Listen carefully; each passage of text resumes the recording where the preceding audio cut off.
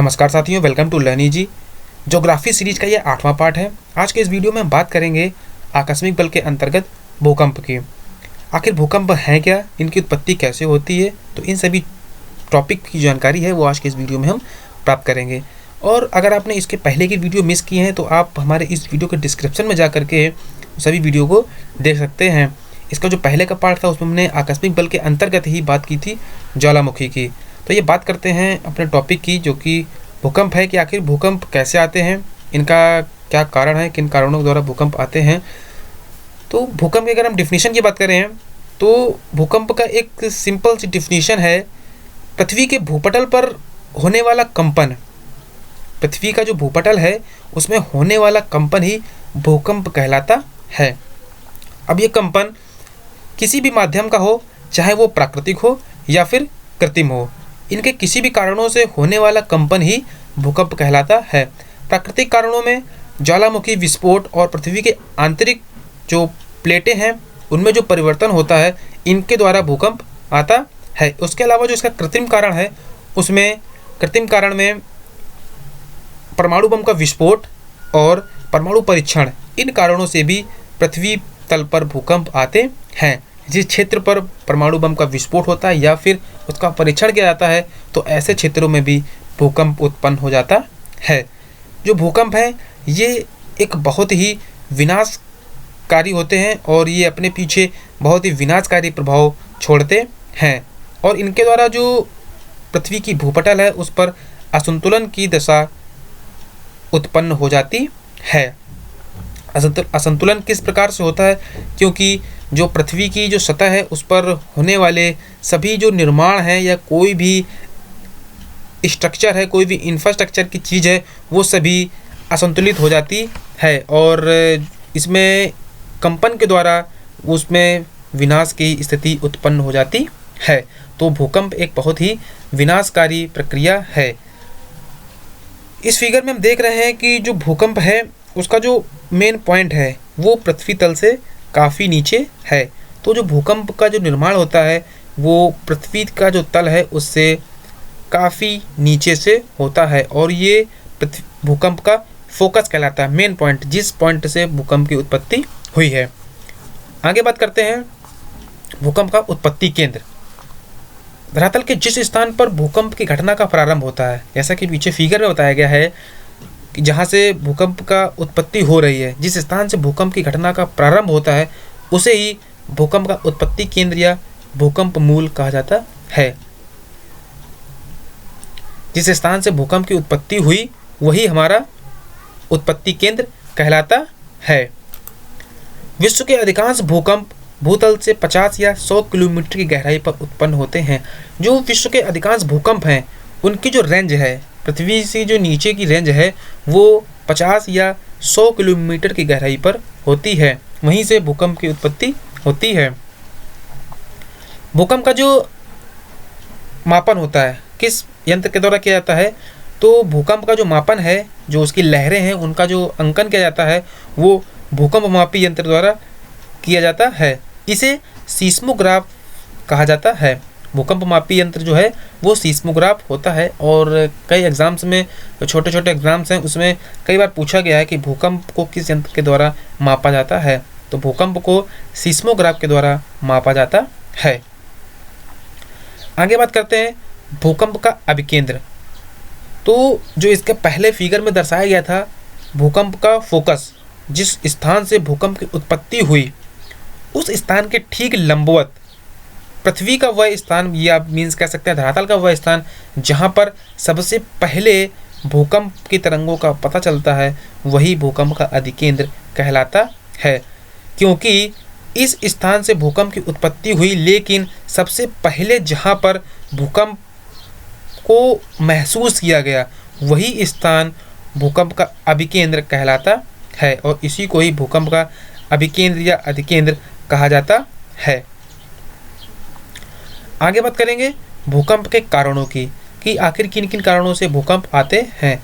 भूकंप के जो महत्वपूर्ण कारण हैं उनमें है ज्वालामुखी क्रिया, भूपटल में सिकुड़न होना, आंतरिक गैसों का फैलाव, प्लेटों की गतिशीलता, परमाणु बम का परीक्षण एवं विस्फोट, इन सभी प्रक्रिया के द्वारा पृथ्वी की भूपटल में कंपन होता है और भूकंप की स्थिति पैदा होती है। ज्वालामुखी विस्फोट द्वारा या फिर पृथ्वी की जो आंतरिक गैसें हैं उनमें फैलाव होता है, वो अपना आकार बढ़ाते हैं, उन्हें फैलाव होता है, इस वजह से भी कंपन होता है। तो ये कुछ मुख्य कारण हैं जिनके द्वारा भूकंप की स्थिति उत्पन्न होती है। आगे बात करते हैं भूकंपीय लहरें। इस पॉइंट से कई क्वेश्चन जनरेट होते हैं और ये एग्जाम पर्पस से बहुत ही इम्पोर्टेंट है। भूकंपीय लहरें क्या होती हैं? भूकंप के समय जो लहरें उठती हैं उनको ही भूकंपीय लहरें कहा जाता है। भूकंप के समय उठने वाली लहरों को ही भूकंपीय लहरें कहा जाता है। ये 3 प्रकार की होती हैं। जो भूकंपीय लहरें हैं वो 3 प्रकार की होती हैं।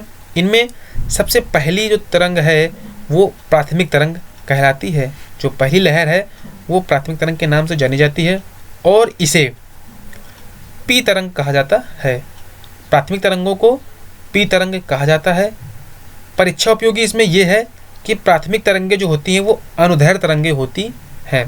प्राथमिक तरंगें अनुदैर्घ्य तरंगें होती हैं। एग्जाम्स में क्वेश्चन इस प्रकार से पूछते हैं कि भूकंप के समय उठने वाली प्राथमिक तरंगें किस प्रकार की तरंगें होती हैं। वहाँ पर ऑप्शन होंगे अनुदैर्घ्य, अनुप्रस्थ या और भी तरंगें ऑप्शन में होंगी। वहाँ पर जो इसका आंसर होगा वो होगा अनुदैर्घ्य तरंगें। ये धरातल पर सबसे पहले पहुँचती हैं। क्यों पहुँचती हैं? क्योंकि जो इनकी गति है वो काफ़ी अधिक होती है। अनुदैर्घ्य तरंगों की गति जो है सबसे अधिक होती है और ये 8 से 14 किलोमीटर प्रति सेकंड की गति से पृथ्वी पर सबसे पहले पहुंचती हैं। नेक्स्ट है द्वितीयक तरंगें। इन तरंगों को एस तरंग कहा जाता है। इनको जो है एस तरंगों के नाम से जाना जाता है। इनकी विशेषता ये है कि ये अनुप्रस्थ तरंगें होती हैं। द्वितीयक तरंगें जो होती हैं वो अनुप्रस्थ तरंगें होती हैं। ये तरल पदार्थों से नहीं गुजर पाती हैं। इनका प्रवाह जल में नहीं होता है, तरल चीज़ में इनका प्रवाह नहीं होता और ये महासागर में ही लुप्त हो जाती हैं। क्योंकि ये जल का जो क्षेत्र है वहाँ से गमन नहीं कर पाती है, इस वजह से ये महासागर में ही लुप्त हो जाती हैं। तो इन तरंगों के द्वारा सुनामी लहरें उत्पन्न नहीं हो सकती हैं। लेकिन जो प्राथमिक तरंगें हैं वो अनुदैर्घ्य तरंगें होती हैं। ये तीनों फॉर्म में मूवमेंट करती हैं, चाहे वो ठोस हो, जल हो या गैस हो। तो जो प्राथमिक तरंगें हैं ये भी विनाशकारी होती हैं, लेकिन द्वितीयक तरंगें उतनी विनाशकारी नहीं होती हैं। इसके अलावा तीसरी है धरातली लहरें। इन तरंगों को एल तरंगें कहा जाता है।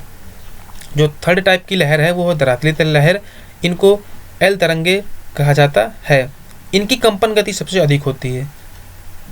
जो थर्ड टाइप की लहर है इनकी जो कंपन गति है वो सबसे अधिक होती है और ये तरंगें जिगजैग पोजीशन में आगे बढ़ती हैं। इस वजह से ये सबसे अधिक विनाशकारी तरंगें होती हैं।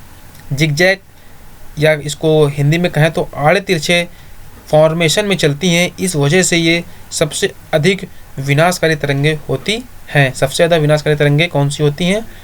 एल तरंगें, जिनको हम धरातली तरंगें भी कहते हैं।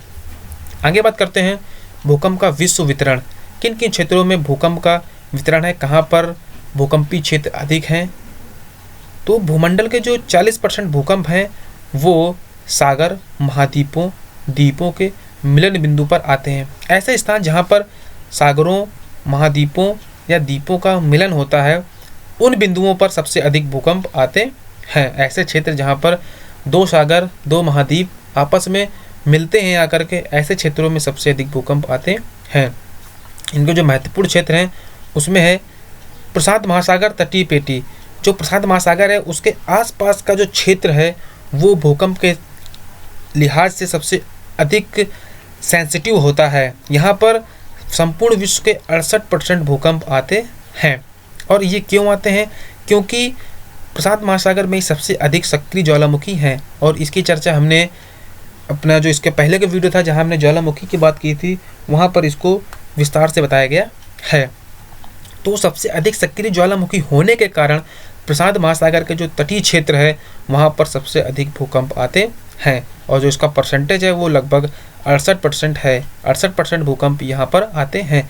इनके जो क्षेत्र हैं इसके आसपास जो बसने वाले देश हैं उनमें चिली, कैलिफोर्निया, अलास्का, जापान और फिलीपींस ये महत्वपूर्ण देश हैं जहाँ पर सबसे अधिक भूकंप आते हैं। जैसा कि हम जानते हैं कि जापान में विश्व में सबसे अधिक भूकंप आते हैं और ये प्रशांत महासागर तट पर ही स्थित है।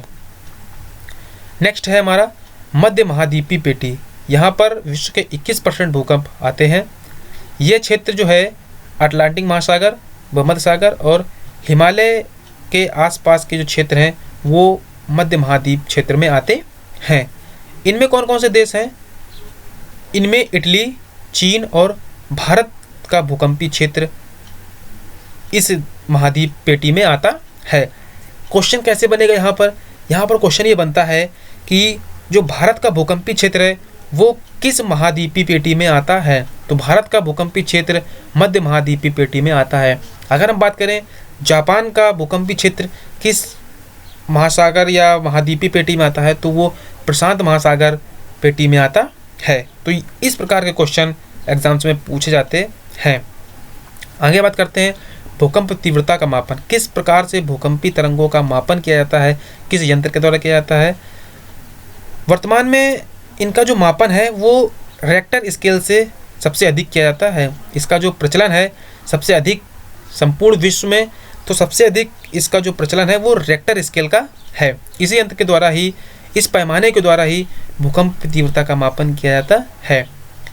इस पैमाने का विकास 1935 में अमेरिका में किया गया और 1935 में अमेरिकी भूवैज्ञानिक चार्ल्स फ्रांसिस रिक्टर, अगर क्वेश्चन ये पूछते हैं रिएक्टर स्केल पैमाने का विकास किसने किया, तो चार्ल्स फ्रांसिस रिक्टर ने किया। और ये कहाँ पर हुआ? अमेरिका में हुआ सन 1935 में।